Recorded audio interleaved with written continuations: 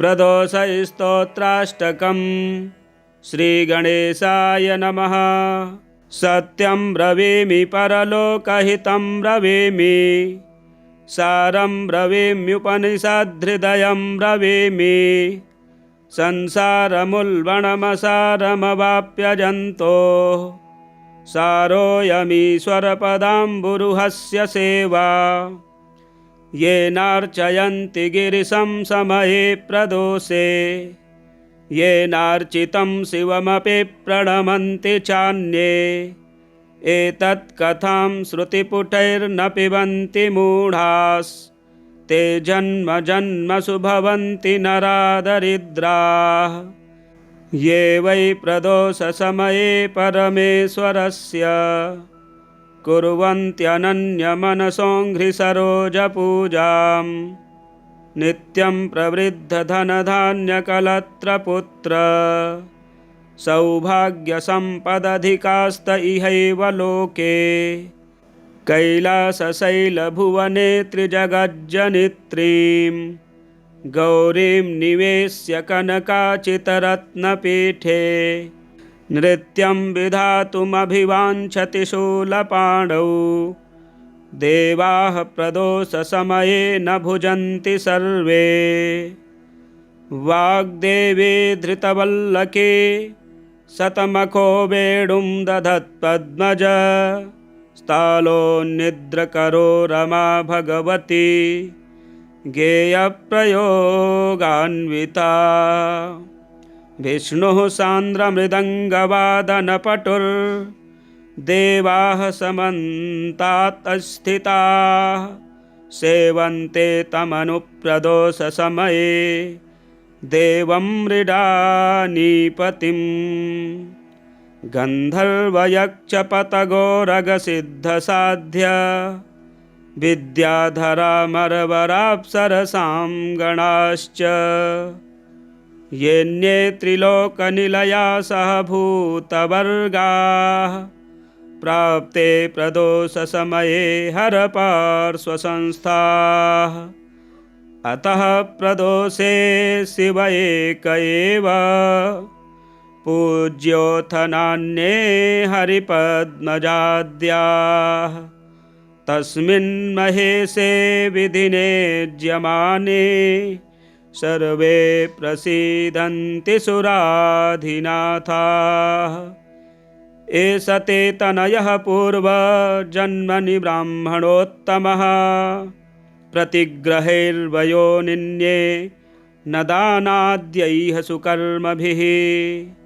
अतो दारिद्र्यमापन्नः पुत्रस्ते द्विजभामिनी, तद्दोषपरिहारार्थं शरणं यातु शङ्करं। तद्दोषपरिहारार्थं शरणं यातु शङ्करम्। श्रीस्कान्दोक्तं प्रदोषस्तोत्राष्टकं सम्पूर्णम्। हर हर महादेव। महामृत्युञ्जय कवचं श्रीदेव्युवाच, भगवन् सर्वधर्मज्ञ सृष्टिस्थितिलयात्मक, मृत्युञ्जयस्य देवस्य कवचं मे प्रकाशय। श्री ईश्वर उवाच, शृणुदेवी प्रवक्ष्यामि कवचं सर्वसिद्धिदम्। मार्कण्डेयोऽपि यद्धृत्वा चिरञ्जीवी व्यजायत, तथैव सर्वदिक्पाला अमरावत्मवाप्नुयुः। कवचस्य ऋषिर्ब्रह्मा छन्दोनुष्टुबुदाहृतन्, मृत्युञ्जयः समुद्दिष्टो देवता पार्वतीपतिः। देहारोग्यदलायुष्ट्वे विनियोगः प्रकीर्तितः। ॐ त्र्यम्बकं मे शिरः पातु, ललाटं मे यजामहे। सुगन्धिं पातु हृदयं, जठरं पुष्टिवर्धनम्। नाभिमुर्वारुकमिव पातु मां पार्वतीपतिः। वन्दनाद्दूरो युग्मं मे पातु वामाङ्गशासनः।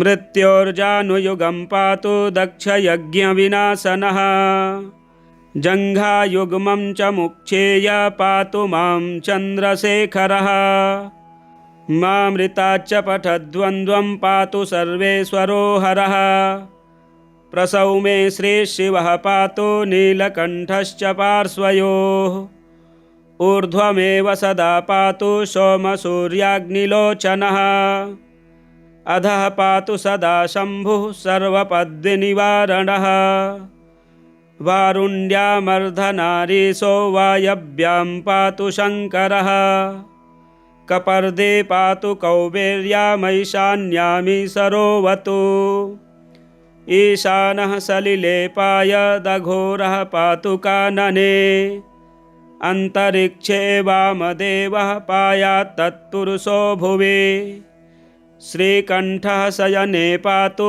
भोजने नीललोहितः गमने त्र्यम्बकः पातु सर्वकार्येषु भूपतिः सर्वत्र सर्वदेहं मे सदा मृत्युञ्जयोऽवतु इति ते कथितं दिव्यं कवचं सर्वकामदं सर्वरक्षाकरं सर्वग्रहपीडानिवारणं दुःस्वप्ननाशनं पुण्यमायुरारोग्यदायकम् त्रिसन्ध्यं यः पठेदेतन्मृत्युस्तस्य न विद्यते लिखितं भोर्जपत्रे तु य इदं मे व्यधारयेत् तं दृष्ट्वैव पलायन्ते भूतप्रेतपिशाचकाः डाकिन्यश्चैव योगिन्यः सिद्धगन्धर्वराक्षसाः बालग्रहादिदोषा हि नश्यन्ति तस्य दर्शनात् उपग्रहाश्चैव मारीभयं चौराभिचारिणः इदं कवचमायुष्यं कथितं तव सुन्दरी न दातव्यं प्रयत्नेन न प्रकाश्यं कदाचन न दातव्यं प्रयत्नेन न प्रकाश्यं कदाचन। श्री महामृत्युंजय कवचम संपूर्णम। आज सोम प्रदोष के दिन भगवान शिव जी की ये आराधना सुनने मात्र से सभी प्रकार के संकट दूर होते हैं। आप अवश्य श्रवण करें।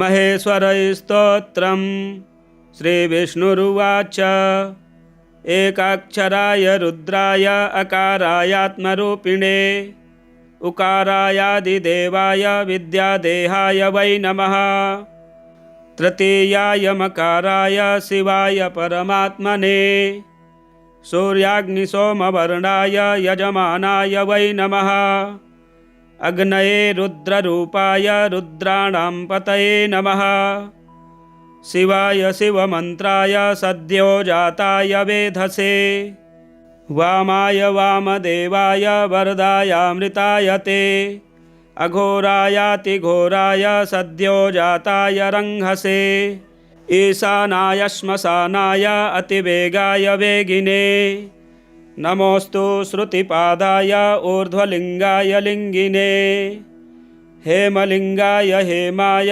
वारिलिंगाय चाम्भसे शिवाय शिवलिंगाय व्यापिने व्योमव्यापिने वायवे वायुवेगाय नमस्ते वायुव्यापिने तेजसे तेजसां भर्त्रे नमस्ते ज्योतिव्यापिने जलाय जलभूताय नमस्ते जलव्यापिने पृथिव्यै चान्तरिक्षाय पृथिवीव्यापिने नमः शब्दस्पर्शस्वरूपाय रसगन्धाय गन्धिने गणाधिपतये तुभ्यं गुह्याद् गुह्यतमाय ते अनन्ताय विरूपाय अनन्तानामयाय च शाश्वताय वरिष्ठाय वारिगर्भाय योगिने संस्थितायाम्भसां मध्ये आवयोर्मध्यवर्चसे गोप्त्रे हर्त्रे सदा कर्त्रे निधनायेश्वराय च अचेतनाय चिन्त्याय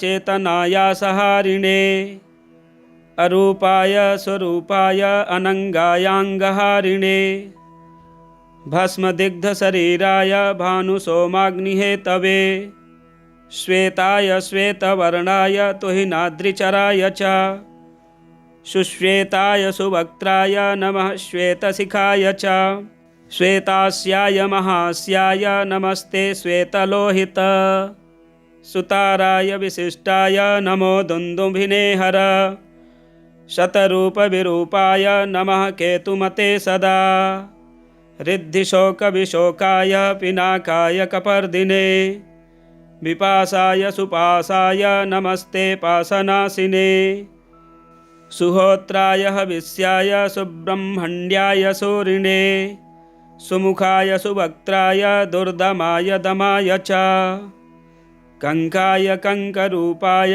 कंकणीकृतपन्नग सनकाय नमस्तुभ्यं सनातन सनंदन सनत्कुमार सारंग मारणाय महात्मने लोकाक्षिणे त्रिधामाय नमो विरजसे सदा शंखपालाय शंखाय रजसे तमसे नमः सारस्वताय मेघाय मेघवाहनते नमः सुवाहाय विवाहाय विवादवरदाय च नमः शिवाय रुद्राय प्रधानाय नमो नमः त्रिगुणाय नमस्तुभ्यं चतुर्व्यूहात्मने नमः संसाराय नमस्तुभ्यं नमः संसारहेतवे मोक्षाय मोक्षरूपाय मोक्षकर्त्रे नमो नमः आत्मने ऋषये तुभ्यं स्वामिने विष्णवे नमः नमो भगवते तुभ्यं नागानां पतये नमः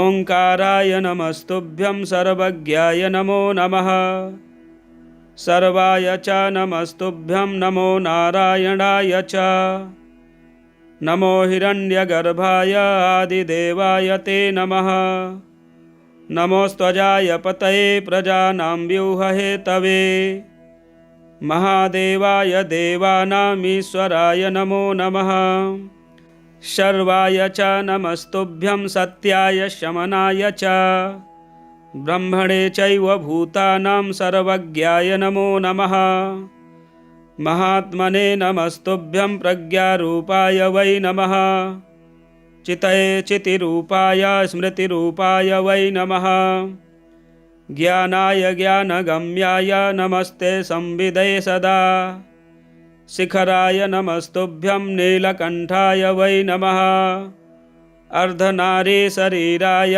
अव्यक्ताय नमो नमः एकादश विभेदाय स्थाणवे ते नमः सदा नमः सोमाय सूर्याय भवाय भवहारिणे यशस्कराय देवाय शंकरायेश्वराय च नमोऽम्बिकाधिपतये उमायाः पतये नमः हिरण्यबाहवे तुभ्यं नमस्ते हेमरेतसे नीलकेशाय वित्ताय शितिकंठाय वै नमः कपर्दिने नमस्तुभ्यं नागांगाभरणाय च वृषारूढ़ाय सर्वस्य हर्त्रे कर्त्रे नमो नमः वीररामातिरामाय रामनाथाय ते विभो नमो राजाधिराजाय राज्ञामधिगताय ते नमः पालाधिपतये पालाशाकृन्तते नमः नमः केयूरभूषाय गोपते ते नमो नमः नमः श्रीकंठनाथाय नमो लिकुचपाणये भुवनेशाय देवाय वेदशास्त्र नमोस्तुते सारंगाय नमस्तुभ्यं राजहंसाय ते नमः कनकांगदहाराय नमः सर्पोपवीतिने सर्पकुंडलमालाय कटिसूत्रीकृताहिने वेदगर्भाय गर्भाय विश्वगर्भाय ते शिव प्रदोषस्तोत्राष्टकम् श्रीगणेशाय नमः सत्यं ब्रवीमि परलोकहितं ब्रवीमि सारं ब्रवीम्युपनिषद्हृदयं ब्रवीमि संसारमुल्बणमसारमवाप्यजन्तोः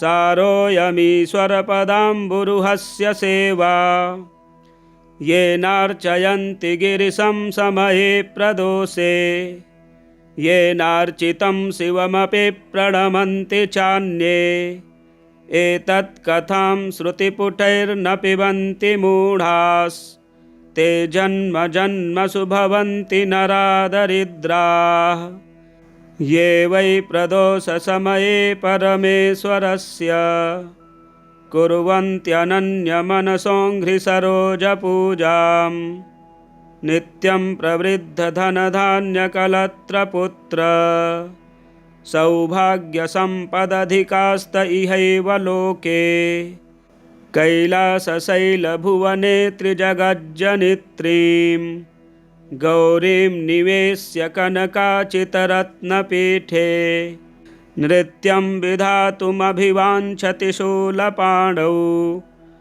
देवाः प्रदोषसमये न भुजन्ति सर्वे वाग्देवी धृतवल्लकी शतमखो वेणुं दधत्पद्मज स्थालोन्निद्रकरो रमा भगवती गेयप्रयोगान्विता विष्णुः सान्द्रमृदङ्गवादनपटुर्देवाः समन्तात् स्थिताः सेवन्ते तमनुप्रदोषसमये देवं मृडानीपतिं गन्धर्वयक्षपतगोरगसिद्धसाध्य विद्याधरामरवराप्सरसां गणाश्च येऽन्ये त्रिलोकनिलया सह भूतवर्गाः प्राप्ते प्रदोषसमये हरपार्श्वसंस्थाः अतः प्रदोषे शिव एक एव पूज्योऽथ नान्ये हरिपद्मजाद्याः तस्मिन् महेशे विधिने ज्यमाने सर्वे प्रसीदन्ति सुराधिनाथाः एष ते तनयः पूर्वजन्मनि ब्राह्मणोत्तमः प्रतिग्रहैर्वयोनिन्ये न दानाद्यैः सुकर्मभिः अतो दारिद्र्यमापन्नः पुत्रस्ते द्विजभामिनी तद्दोषपरिहारार्थं शरणं यातु शङ्करं तद्दोषपरिहारार्थं शरणं यातु शङ्करम् श्रीस्कान्दोक्तं प्रदोषस्तोत्राष्टकं सम्पूर्णं। हर हर महादेव। महामृत्युञ्जय कवचं श्रीदेव्युवाच भगवन् सर्वधर्मज्ञ सृष्टिस्थितिलयात्मक मृत्युञ्जयस्य देवस्य कवचं मे प्रकाशय। श्री ईश्वर उवाच शृणुदेवी प्रवक्ष्यामि कवचं सर्वसिद्धिदं मार्कण्डेयोऽपि यद्धृत्वा चिरञ्जीवी व्यजायत तथैव सर्वदिक्पाला अमरावत्मवाप्नुयुः। कवचस्य ऋषिर्ब्रह्मा छन्दोनुष्टुबुदाहृतन् मृत्युञ्जयः समुद्दिष्टो देवता पार्वतीपतिः देहारोग्यदलायुष्ट्वे विनियोगः प्रकीर्तितः। ॐ त्र्यम्बकं मे शिरः पातु ललाटं मे यजामहे सुगन्धिं पातु हृदयं जठरं पुष्टिवर्धनम् नाभिमुर्वारुकमिव पातु मां पार्वतीपतिः वन्दनाद्दूरो युग्मं मे पातु वामाङ्गशासनः मृत्योर्जानुयुगं पातु दक्षयज्ञविनाशनः जङ्घायुग्मं च मुक्षेय पातु मां चन्द्रशेखरः मामृताच्च पठद्वन्द्वं पातु सर्वेश्वरो हरः प्रसौ मे श्रीशिवः पातु नीलकण्ठश्च पार्श्वयोः ऊर्ध्वमेव सदा पातु सोमसूर्याग्निलोचनः अधः पातु सदा शम्भुः सर्वपद्विनिवारणः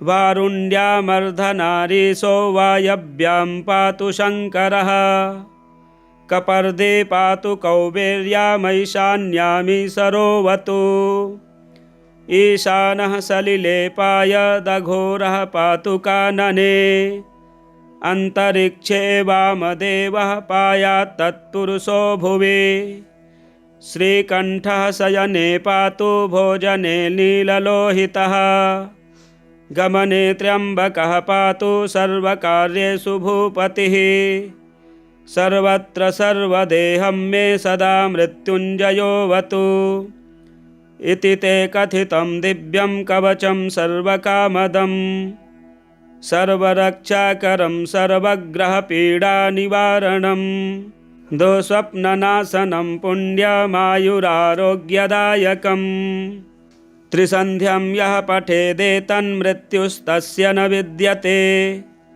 लिखितं भोर्जपत्रे तु य इदं मे व्यधारयेत् तं दृष्ट्वैव पलायन्ते भूतप्रेतपिशाचकाः डाकिन्यश्चैव योगिन्यः सिद्धगन्धर्वराक्षसाः बालग्रहादिदोषा हि नश्यन्ति तस्य दर्शनात् उपग्रहाश्चैव मारीभयं चौराभिचारिणः इदं कवचमायुष्यं कथितं तव सुन्दरी न दातव्यं प्रयत्नेन न प्रकाश्यं कदाचन न दातव्यं प्रयत्नेन न प्रकाश्यं कदाचन। श्री महामृत्युंजय कवचम संपूर्णम। आज सोम प्रदोष के दिन भगवान शिव जी की ये आराधना सुनने मात्र से सभी प्रकार के संकट दूर होते हैं। आप अवश्य श्रवण करें। महेश्वर स्तोत्रम श्री विष्णुरुवाच एकाक्षराय रुद्राय अकारायात्मरूपिणे उकारायादिदेवाय विद्यादेहाय वै नमः। तृतीयाय मकाराय शिवाय परमात्मने सूर्याग्निसोमवर्णाय यजमानाय वै नमः। अग्नये रुद्ररूपाय रुद्राणां पतये नमः। शिवाय शिवमन्त्राय सद्यो जाताय वेधसे वामाय वामदेवाय वरदायामृताय ते अघोरायातिघोराय सद्यो जाताय रंहसे ईशानाय श्मशानाय अतिवेगाय वेगिने नमोस्तु श्रुतिपादाय ऊर्ध्वलिंगाय लिंगिने हेमलिंगाय हेमाय वारिलिंगाय चाम्भसे शिवाय शिवलिंगाय व्यापिने व्योमव्यापिने वायवे वायुवेगाय नमस्ते वायुव्यापिने तेजसे तेजसां भर्त्रे नमस्ते ज्योतिव्यापिने जलाय जलभूताय नमस्ते जलव्यापिने पृथिव्यै चान्तरिक्षाय पृथिवीव्यापिने नमः। शब्दस्पर्शस्वरूपाय रसगन्धाय गन्धिने गणाधिपतये तुभ्यं गुह्याद्गुह्यतमाय ते अनन्ताय विरूपाय अनन्तानामयाय च शाश्वताय वरिष्ठाय वारिगर्भाय योगिने संस्थितायाम्भसां मध्ये आवयोर्मध्यवर्चसे गोप्त्रे हर्त्रे सदा कर्त्रे निधनायेश्वराय च अचेतनाय चिन्त्याय चेतनायासहारिणे अरूपाय स्वरूपाय अनङ्गायाङ्गहारिणे भस्मदिग्धशरीराय भानुसोमाग्निहेतवे श्वेताय श्वेतवर्णाय तुहिनाद्रिचराय च सुश्वेताय सुवक्त्राय नमः श्वेतशिखाय च श्वेतास्याय महास्याय नमस्ते श्वेतलोहित सुताराय विशिष्टाय नमो दुन्दुभिने हर शतरूपविरूपाय नमः केतुमते सदा रिद्धिशोकविशोकाय पिनाकाय कपर्दिने विपासाय सुपासाय नमस्ते पासनासिने सुहोत्राय हविष्याय सुब्रह्मण्याय सूरिणे सुमुखाय सुवक्त्राय दुर्दमाय दमाय च कंकाय कंकरूपाय कंकणीकृतपन्नग सनकाय नमस्तुभ्यं सनातन सनंदन सनत्कुमार सारंग मारणाय महात्मने लोकाक्षिणे त्रिधामाय नमो विरजसे सदा शंखपालाय शंखाय रजसे तमसे नमः सारस्वताय मेघाय मेघवाहनते नमः सुवाहाय विवाहाय विवादवरदाय च नमः शिवाय रुद्राय प्रधानाय नमो नमः त्रिगुणाय नमस्तुभ्यं चतुर्व्यूहात्मने नमः संसाराय नमस्तुभ्यं नमः संसारहेतवे मोक्षाय मोक्षरूपाय मोक्षकर्त्रे नमो नमः आत्मने ऋषये तुभ्यं स्वामिने विष्णवे नमः नमो भगवते तुभ्यं नागानां पतये नमः ओंकाराय नमस्तुभ्यं सर्वज्ञाय नमो नमः सर्वाय च नमस्तुभ्यं नमो नारायणाय च नमो हिरण्यगर्भाय आदिदेवाय ते नमः नमोस्त्वजाय पतये प्रजानां व्यूरहेतवे महादेवाय देवानामीश्वराय नमो नमः शर्वाय च नमस्तुभ्यं सत्याय शमनाय च ब्रह्मणे चैव भूतानां सर्वज्ञाय नमो नमः महात्मने नमस्तुभ्यं प्रज्ञारूपाय वै नमः चितये चितिरूपाय स्मृतिरूपाय वै नमः ज्ञानाय ज्ञानगम्याय नमस्ते संविदे सदा शिखराय नमस्तुभ्यं नीलकण्ठाय वै नमः अर्धनारीशरीराय अव्यक्ताय नमो नमः एकादश विभेदाय स्थाणवे ते नमः सदा नमः सोमाय सूर्याय भवाय भवहारिणे यशस्कराय देवाय शंकरायेश्वराय च नमोऽम्बिकाधिपतये उमायाः पतये नमः हिरण्यबाहवे तुभ्यं नमस्ते हेमरेतसे नीलकेशाय वित्ताय शितिकण्ठाय वै नमः कपर्दिने नमस्तुभ्यं नागाङ्गाभरणाय च वृषारूढाय सर्वस्य हर्त्रे कर्त्रे नमो नमः वीररामातिरामाय रामनाथाय ते विभो नमो राजाधिराजाय राज्ञामधिगताय ते नमः पालाधिपतये पालाशाकृन्तते नमः नमः केयूरभूषाय गोपते ते नमो नमः नमः श्रीकण्ठनाथाय नमो लिकुचपाणये भुवनेशाय देवाय वेदशास्त्रनमोऽस्तु ते सारंगाय नमस्तुभ्यं राजहंसाय ते नमः कनकांगदहाराय नमः सर्पोपवीतिने सर्पकुण्डलमालाय कटिसूत्रीकृताहिने वेदगर्भाय गर्भाय विश्वगर्भाय ते शिव प्रदोषस्तोत्राष्टकम् श्रीगणेशाय नमः सत्यं ब्रवीमि परलोकहितं ब्रवीमि सारं ब्रवीम्युपनिषद्धृदयं ब्रवीमि संसारमुल्बणमसारमवाप्यजन्तोः सारोऽयमीश्वरपदाम्बुरुहस्य सेवा येनार्चयन्ति गिरिशं समये प्रदोषे येनार्चितं शिवमपि प्रणमन्ति चान्ये एतत् कथां श्रुतिपुटैर्न पिबन्ति मूढास् ते जन्म जन्मसु भवन्ति नरादरिद्राः ये वै प्रदोषसमये परमेश्वरस्य कुर्वन्त्यनन्यमनसोऽङ्घ्रिसरोजपूजां नित्यं प्रवृद्धधनधान्यकलत्रपुत्र सौभाग्यसम्पदधिकास्त इहैव लोके कैलासशैलभुवने त्रिजगज्जनित्रीं गौरीं निवेश्य कनकाचितरत्नपीठे नृत्यं विधातुमभिवाञ्छति शूलपाणौ देवाः प्रदोषसमये न भुजन्ति सर्वे वाग्देवी धृतवल्लकी शतमखो वेणुं दधत्पद्मज स्थालोन्निद्रकरो रमा भगवती गेयप्रयोगान्विता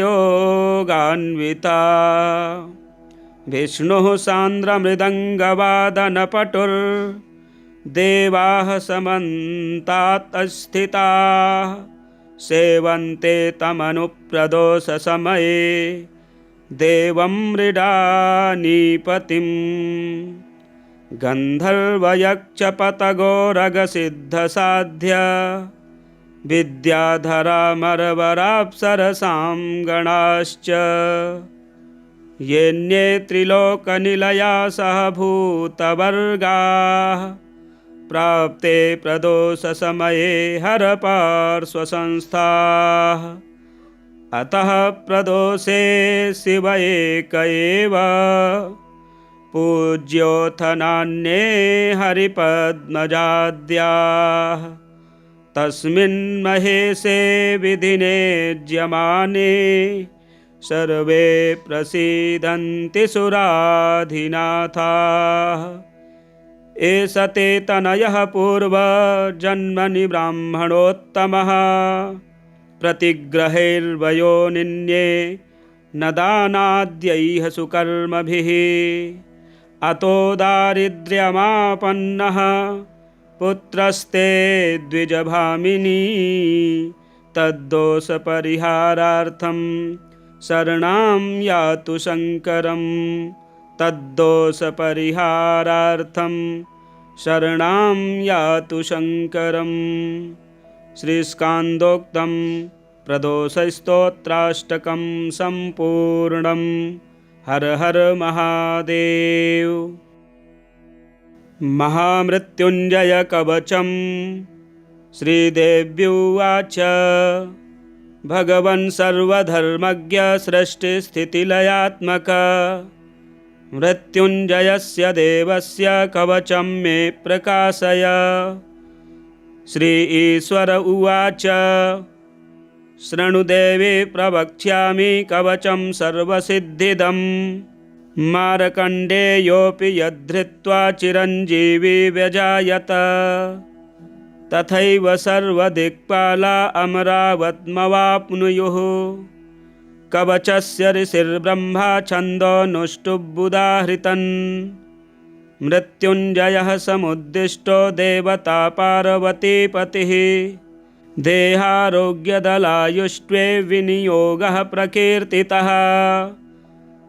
ॐ त्र्यम्बकं मे शिरः पातु ललाटं मे यजामहे सुगन्धिं पातु हृदयं जठरं पुष्टिवर्धनम् नाभिमुर्वारुकमिव पातु मां पार्वतीपतिः वन्दनाद्दूरो युग्मं मे पातु वामाङ्गशासनः मृत्योर्जानुयुगं पातु दक्षयज्ञविनाशनः जङ्घायुग्मं च मुक्षेय पातु मां चन्द्रशेखरः मामृताच्च पठद्वन्द्वं पातु सर्वेश्वरो हरः प्रसौ मे श्रीशिवः पातु नीलकण्ठश्च पार्श्वयोः ऊर्ध्वमेव सदा पातु सोमसूर्याग्निलोचनः अधः पातु सदा शम्भुः सर्वपद्विनिवारणः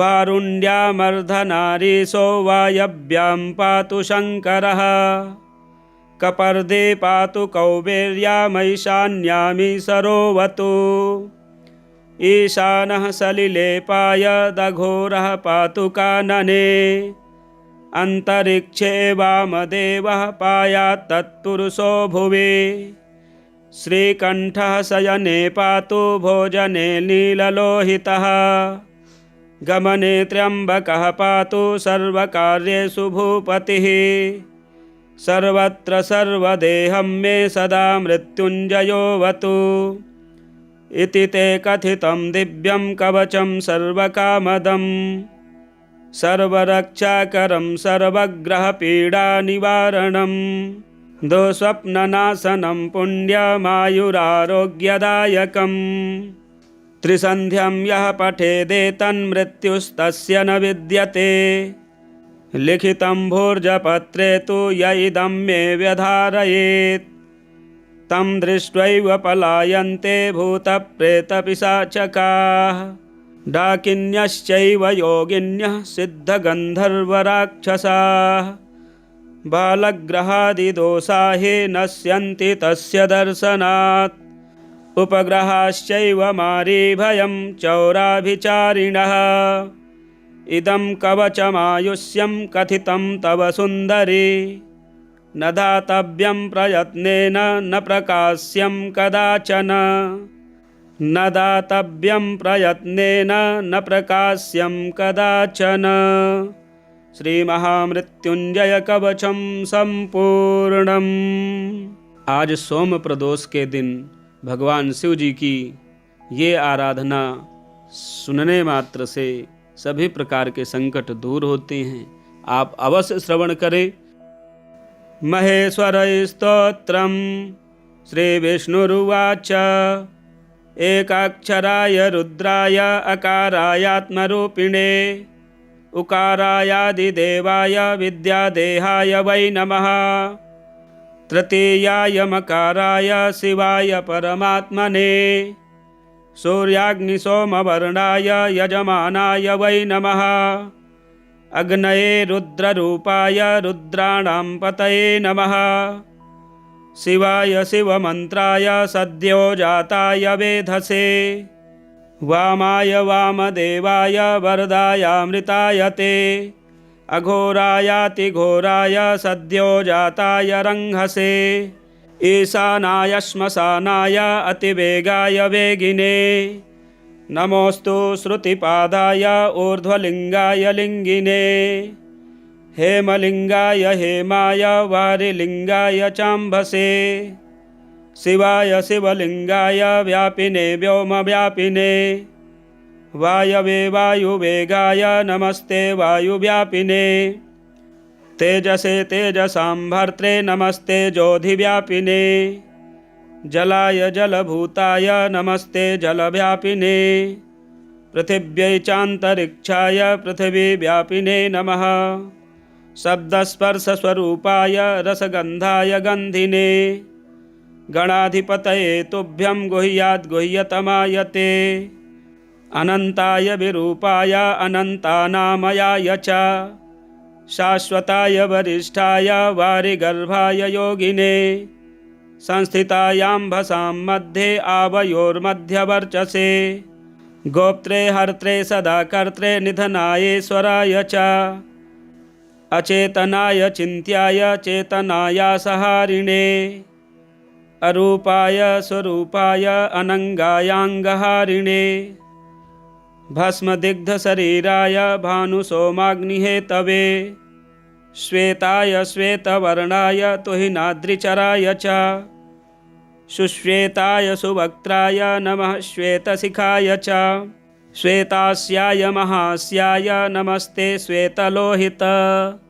सुताराय विशिष्टाय नमो दुन्दुभिने हर शतरूपविरूपाय नमः केतुमते सदा रिद्धिशोकविशोकाय पिनाकाय कपर्दिने विपासाय सुपासाय नमस्ते पासनासिने सुहोत्राय हविष्याय सुब्रह्मण्याय सूरिणे सुमुखाय सुवक्त्राय दुर्दमाय दमाय च कंकाय कंकरूपाय कंकणीकृतपन्नग सनकाय नमस्तुभ्यं सनातन सनंदन सनत्कुमार सारंग मारणाय महात्मने लोकाक्षिणे त्रिधामाय नमो विरजसे सदा शंखपालाय शंखाय रजसे तमसे नमः सारस्वताय मेघाय मेघवाहनते नमः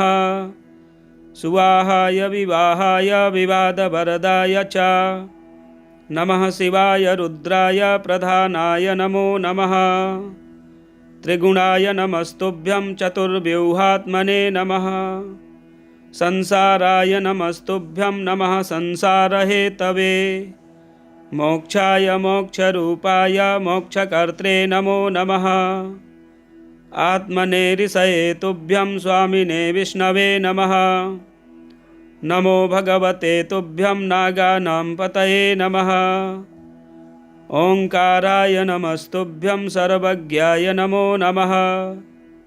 सर्वाय च नमस्तुभ्यं नमो नारायणाय च। नमो हिरण्यगर्भाय आदिदेवाय ते नमः। नमोस्त्वजाय पतये प्रजानां व्यूहहेतवे। महादेवाय देवानामीश्वराय नमो नमः। शर्वाय च नमस्तुभ्यं सत्याय शमनाय च। ब्रह्मणे चैव भूतानां सर्वज्ञाय नमो नमः। महात्मने नमस्तुभ्यं प्रज्ञारूपाय वै नमः। चितये चितिरूपाय स्मृतिरूपाय वै नमः। ज्ञानाय ज्ञानगम्याय नमस्ते संविदे सदा। शिखराय नमस्तुभ्यं नीलकण्ठाय वै नमः। अर्धनारीशरीराय अव्यक्ताय नमो नमः। एकादशविभेदाय स्थाणवे ते नमः सदा। नमः सोमाय सूर्याय भवाय भवहारिणे। यशस्कराय देवाय शङ्करायेश्वराय च। नमोऽम्बिकाधिपतये उमायाः पतये नमः। हिरण्यबाहवे तुभ्यं नमस्ते हेमरेतसे। नीलकेशाय वित्ताय शितिकण्ठाय वै नमः। कपर्दिने नमस्तुभ्यं नागाङ्गाभरणाय च। वृषारूढाय सर्वस्य हर्त्रे कर्त्रे नमो नमः। वीररामातिरामाय रामनाथाय ते विभो। नमो राजाधिराजाय राज्ञामधिगताय ते। नमः पालाधिपतये पालाशाकृन्तते नमः। नमः केयूरभूषाय गोपते ते नमो नमः। नमः श्रीकण्ठनाथाय नमो लिकुचपाणये। भुवनेशाय देवाय वेदशास्त्रनमोऽस्तु ते। सारङ्गाय नमस्तुभ्यं राजहंसाय ते नमः। कनकाङ्गदहाराय नमः सर्पोपवीतिने। सर्पकुण्डलमालाय कटिसूत्रीकृताहिने। वेदगर्भाय गर्भाय विश्वगर्भाय ते शिव। प्रदोषस्तोत्राष्टकम्। श्रीगणेशाय नमः। सत्यं ब्रवीमि परलोकहितं ब्रवीमि।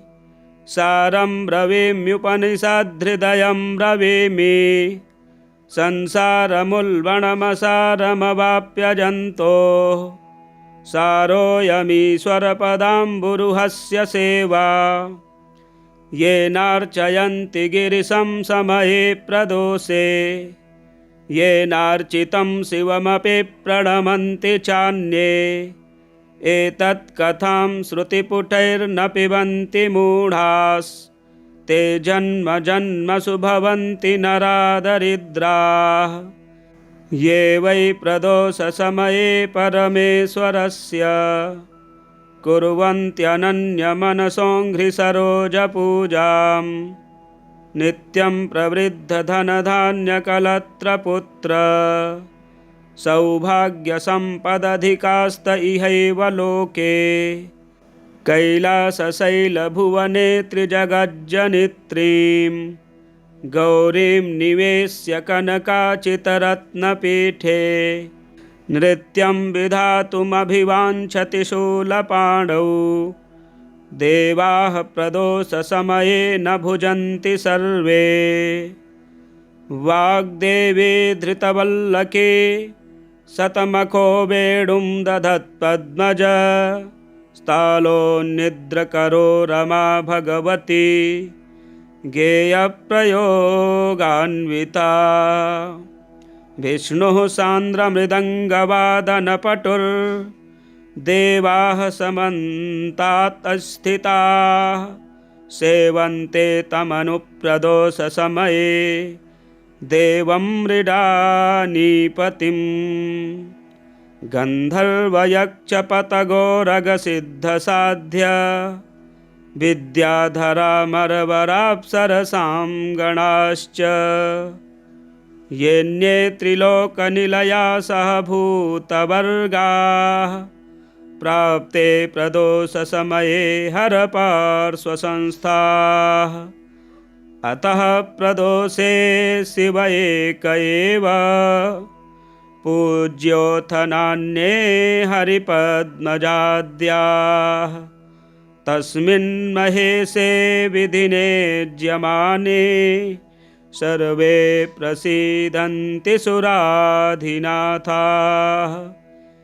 एष ते तनयः पूर्वजन्मनि ब्राह्मणोत्तमः प्रतिग्रहैर्वयोनिन्ये न दानाद्यैः सुकर्मभिः अतो दारिद्र्यमापन्नः पुत्रस्ते द्विजभामिनी तद्दोषपरिहारार्थं शरणं यातु शङ्करं तद्दोषपरिहारार्थं शरणं यातु शङ्करम् श्रीस्कान्दोक्तं प्रदोषस्तोत्राष्टकं सम्पूर्णं। हर हर महादेव। महामृत्युञ्जय कवचं श्रीदेव्युवाच भगवन् सर्वधर्मज्ञ सृष्टिस्थितिलयात्मक मृत्युञ्जयस्य देवस्य कवचं मे प्रकाशय। श्री ईश्वर उवाच शृणुदेवी प्रवक्ष्यामि कवचं सर्वसिद्धिदं मार्कण्डेयोऽपि यद्धृत्वा चिरञ्जीवी व्यजायत तथैव सर्वदिक्पाला अमरावत्मवाप्नुयुः।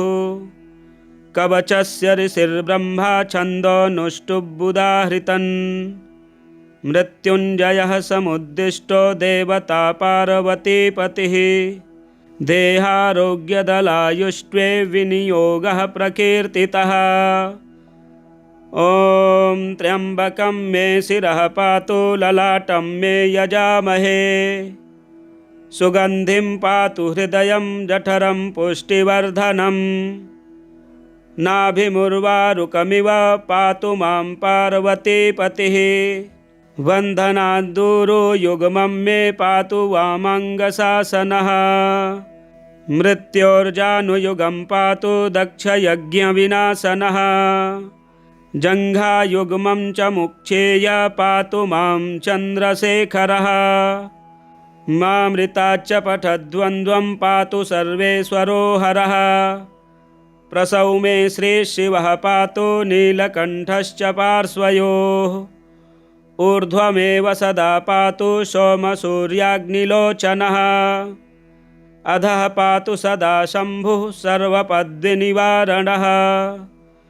वारुण्यामर्धनारीशो वायव्यां पातु शङ्करः कपर्दे पातु कौबेर्यामैशान्यामि सरोवतु ईशानः सलिले पायदघोरः पातु कानने अन्तरिक्षे वामदेवः पायात् तत्पुरुषो भुवि श्रीकण्ठः शयने पातु भोजने नीललोहितः गमने त्र्यम्बकः पातु सर्वकार्येषु भूपतिः सर्वत्र सर्वदेहं मे सदा मृत्युञ्जयोऽवतु इति ते कथितं दिव्यं कवचं सर्वकामदं सर्वरक्षाकरं सर्वग्रहपीडानिवारणं दुःस्वप्ननाशनं पुण्यमायुरारोग्यदायकं त्रिसन्ध्यं यः पठेदेतन्मृत्युस्तस्य न विद्यते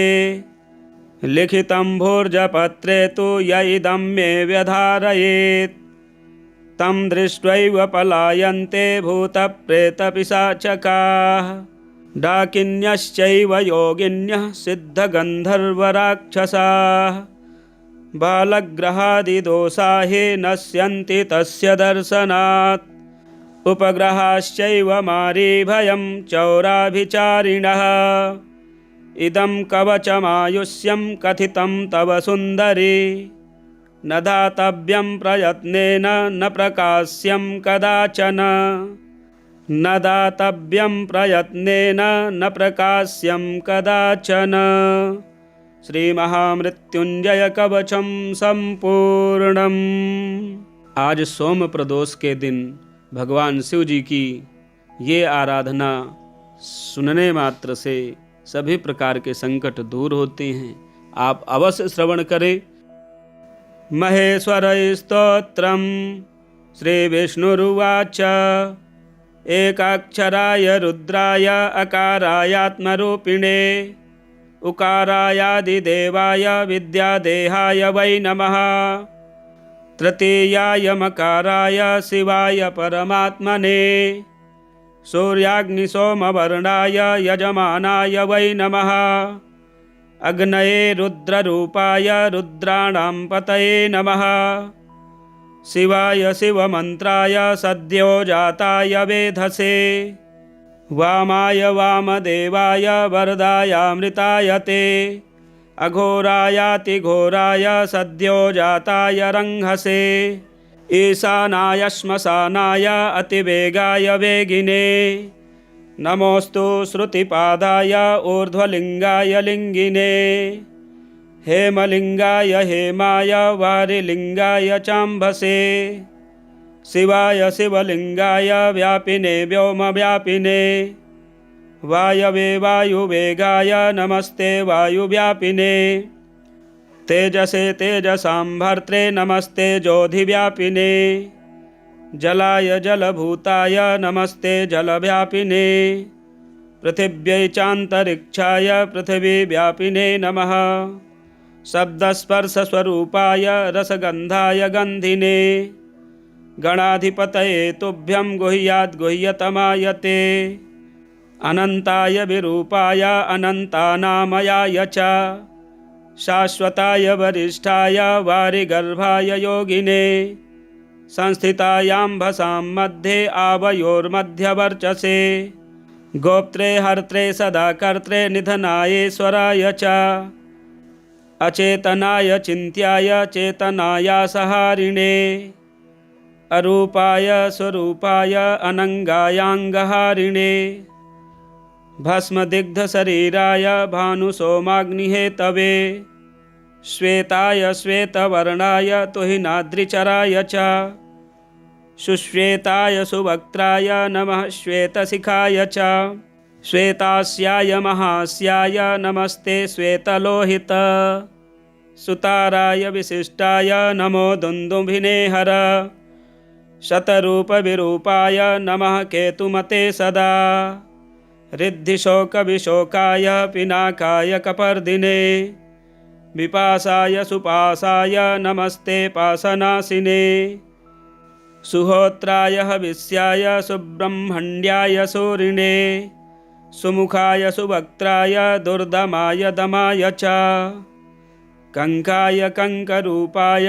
कंकणीकृतपन्नग सनकाय नमस्तुभ्यं सनातन सनंदन सनत्कुमार सारंग मारणाय महात्मने लोकाक्षिणे त्रिधामाय नमो विरजसे सदा शंखपालाय शंखाय रजसे तमसे नमः सारस्वताय मेघाय मेघवाहनते नमः सुवाहाय विवाहाय विवादवरदाय च नमः शिवाय रुद्राय प्रधानाय नमो नमः त्रिगुणाय नमस्तुभ्यं चतुर्व्यूहात्मने नमः संसाराय नमस्तुभ्यं नमः संसारहेतवे मोक्षाय मोक्षरूपाय मोक्षकर्त्रे नमो नमः आत्मने ऋषये तुभ्यं स्वामिने विष्णवे नमः नमो भगवते तुभ्यं नागानां पतये नमः।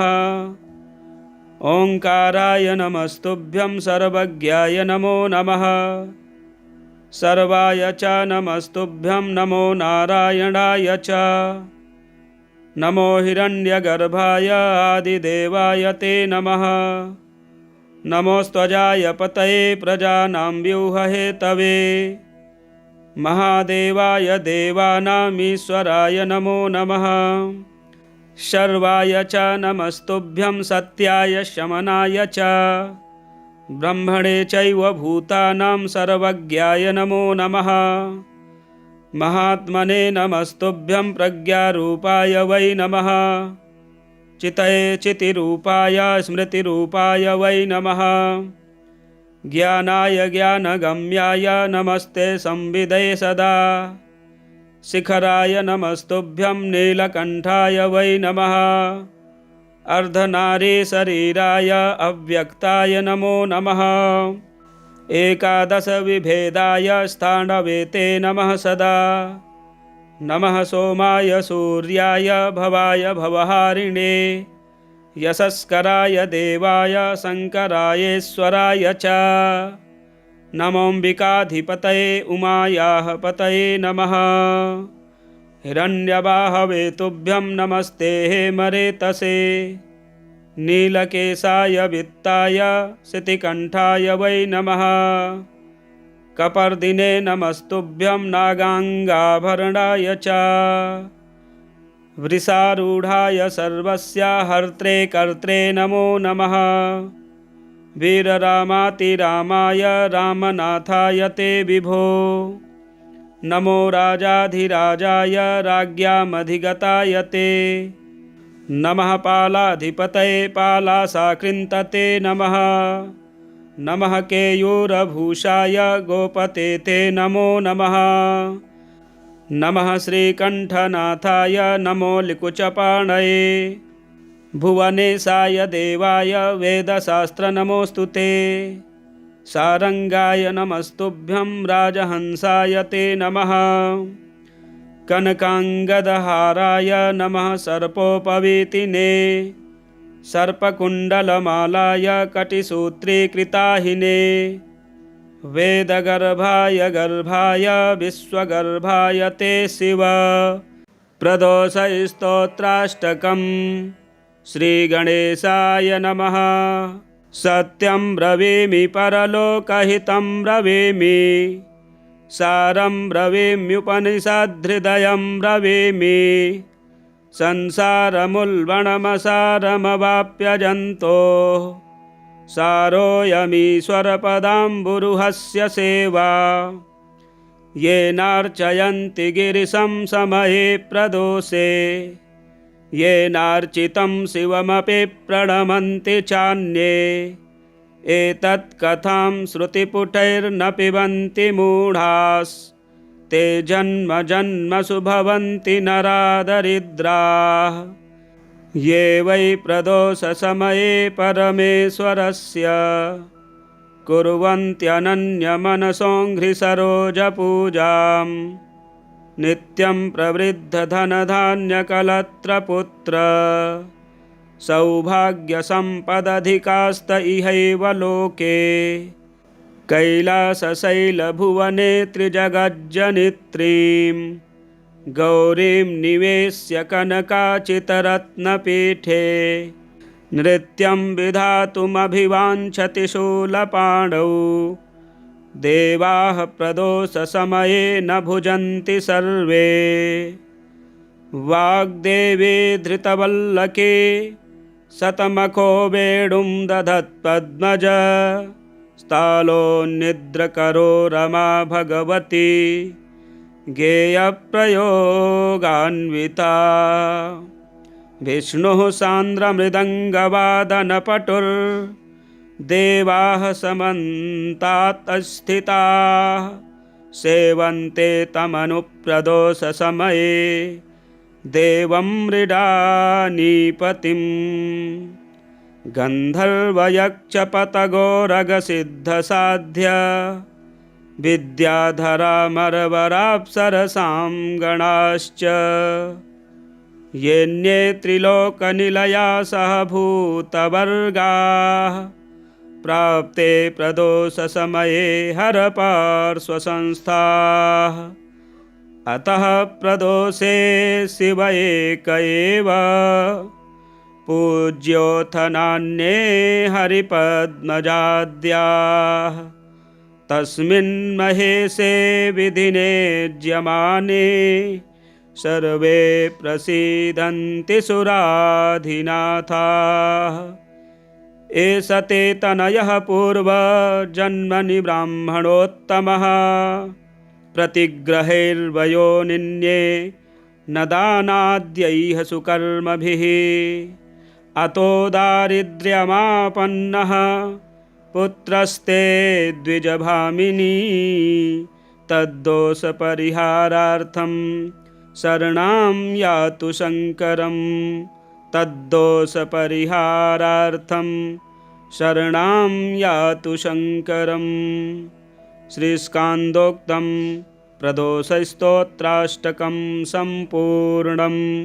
हर हर महादेव। महामृत्युञ्जय कवचं श्रीदेव्युवाच भगवन् सर्वधर्मज्ञ सृष्टिस्थितिलयात्मक मृत्युञ्जयस्य देवस्य कवचं मे प्रकाशय। श्री ईश्वर उवाच शृणुदेवी प्रवक्ष्यामि कवचं सर्वसिद्धिदं मार्कण्डेयोऽपि यद्धृत्वा चिरञ्जीवी व्यजायत तथैव सर्वदिक्पाला अमरावत्मवाप्नुयुः। कवचस्य ऋषिर्ब्रह्मा छन्दोनुष्टुबुदाहृतन् मृत्युञ्जयः समुद्दिष्टो देवता पार्वतीपतिः देहारोग्यदलायुष्ट्वे विनियोगः प्रकीर्तितः। ॐ त्र्यम्बकं मे शिरः पातु ललाटं मे यजामहे सुगन्धिं पातु हृदयं जठरं पुष्टिवर्धनम् नाभिमुर्वारुकमिव पातु मां पार्वतीपतिः वन्दनाद्दूरो युग्मं मे पातु वामाङ्गशासनः मृत्योर्जानुयुगं पातु दक्षयज्ञविनाशनः जङ्घायुग्मं च मुक्षेय पातु मां चन्द्रशेखरः मामृता च पठद्वन्द्वं पातु सर्वेश्वरो हरः प्रसौ मे श्रीशिवः पातु नीलकण्ठश्च पार्श्वयोः ऊर्ध्वमेव सदा पातु सोमसूर्याग्निलोचनः अधः पातु सदा शम्भुः सर्वपद्विनिवारणः वारुण्यामर्धनारीशो वायव्यां पातु शङ्करः कपर्दे पातु कौबेर्यामैशान्यामीशरोऽवतु ईशानः सलिले पायदघोरः पातु कानने अन्तरिक्षे वामदेवः पायात् तत्पुरुषो भुवि श्रीकण्ठः शयने पातु भोजने नीललोहितः गमने त्र्यम्बकः पातु सर्वकार्येषु भूपतिः सर्वत्र सर्वदेहं मे सदा मृत्युञ्जयोऽवतु इति ते कथितं दिव्यं कवचं सर्वकामदं सर्वरक्षाकरं सर्वग्रहपीडानिवारणं दुःस्वप्ननाशनं पुण्यमायुरारोग्यदायकम् त्रिसन्ध्यं यः पठेदेतन्मृत्युस्तस्य न विद्यते लिखितं भोर्जपत्रे तु य इदं मे व्यधारयेत् तं दृष्ट्वैव पलायन्ते भूतप्रेतपिशाचकाः डाकिन्यश्चैव योगिन्यः सिद्धगन्धर्वराक्षसाः बालग्रहादिदोषा हि नश्यन्ति तस्य दर्शनात् उपग्रहाश्चैव मारीभयं चौराभिचारिणः इदं कवचमायुष्यं कथितं तव सुन्दरी न दातव्यं प्रयत्नेन न प्रकाश्यं कदाचन। न दातव्यं प्रयत्नेन न प्रकाश्यं कदाचन। श्री महामृत्युंजय कवचम संपूर्णम। आज सोम प्रदोष के दिन भगवान शिव जी की ये आराधना सुनने मात्र से सभी प्रकार के संकट दूर होते हैं। आप अवश्य श्रवण करें। महेश्वर स्तोत्रम। श्री विष्णुरुवाच एकाक्षराय रुद्राय अकारायात्मरूपिणे उकारायादिदेवाय विद्यादेहाय वै नमः। तृतीयाय मकाराय शिवाय परमात्मने सूर्याग्निसोमवर्णाय यजमानाय वै नमः। अग्नये रुद्ररूपाय रुद्राणां पतये नमः।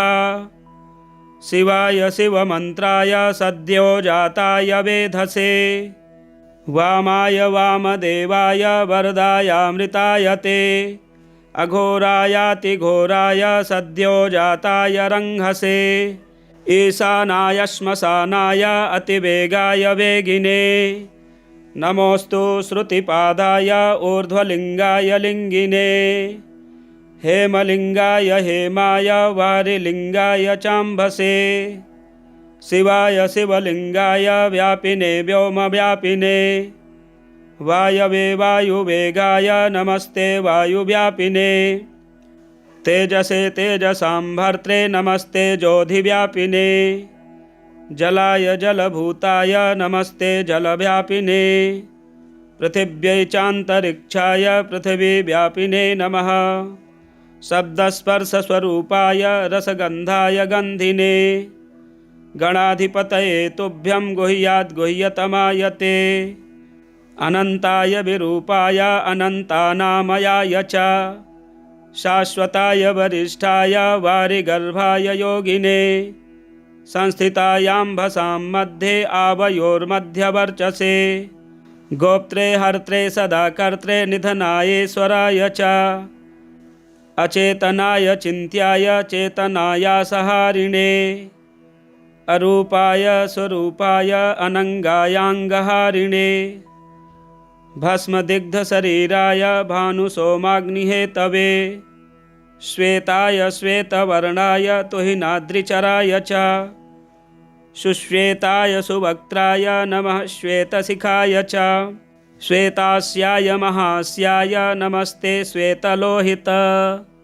सुताराय विशिष्टाय नमो दुन्दुभिने हर शतरूपविरूपाय नमः केतुमते सदा रिद्धिशोकविशोकाय पिनाकाय कपर्दिने विपासाय सुपासाय नमस्ते पासनासिने सुहोत्राय हविष्याय सुब्रह्मण्याय सूरिणे सुमुखाय सुवक्त्राय दुर्दमाय दमाय च कंकाय कंकरूपाय कंकणीकृतपन्नग सनकाय नमस्तुभ्यं सनातन सनंदन सनत्कुमार सारंग मारणाय महात्मने लोकाक्षिणे त्रिधामाय नमो विरजसे सदा शंखपालाय शंखाय रजसे तमसे नमः सारस्वताय मेघाय मेघवाहनते नमः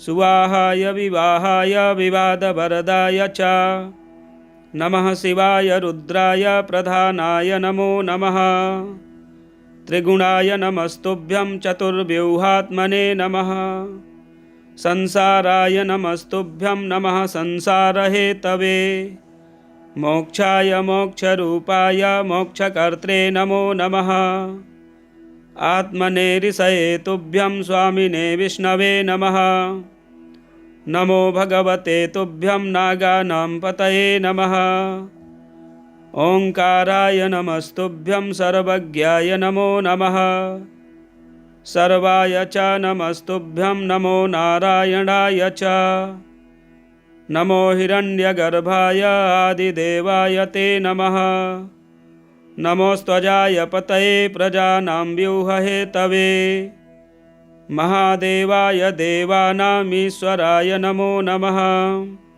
शर्वाय च नमस्तुभ्यं सत्याय शमनाय च ब्रह्मणे चैव भूतानां सर्वज्ञाय नमो नमः।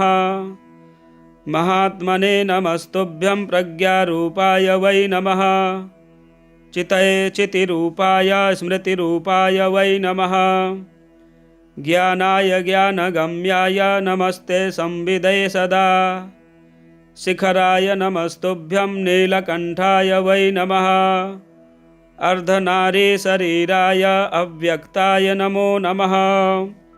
एकादशविभेदाय स्थाणवे ते नमः सदा। नमः सोमाय सूर्याय भवाय भवहारिणे यशस्कराय देवाय शङ्करायेश्वराय च। नमोऽम्बिकाधिपतये उमायाः पतये नमः। हिरण्यवाहवे तुभ्यं नमस्ते हेमरेतसे। नीलकेशाय वित्ताय शितिकण्ठाय वै नमः। कपर्दिने नमस्तुभ्यं नागाङ्गाभरणाय च। वृषारूढाय सर्वस्य हर्त्रे कर्त्रे नमो नमः। वीररामातिरामाय रामनाथाय ते विभो। नमो राजाधिराजाय राज्ञामधिगताय ते। नमः पालाधिपतये पालाशाकृन्तते नमः। नमः केयूरभूषाय गोपते ते नमो नमः। नमः श्रीकण्ठनाथाय नमो लिकुचपाणये। भुवनेशाय देवाय वेदशास्त्रनमोऽस्तु ते। सारङ्गाय नमस्तुभ्यं राजहंसाय ते नमः। कनकाङ्गदहाराय नमः सर्पोपवीतिने। सर्पकुण्डलमालाय कटिसूत्रीकृताहिने। वेदगर्भाय गर्भाय विश्वगर्भाय ते शिव। वेदगर्भाय गर्भाय विश्वगर्भाय ते शिव। श्रीलिङ्गमहापुराणे श्रीमहेश्वरस्तोत्रं सम्पूर्णम्।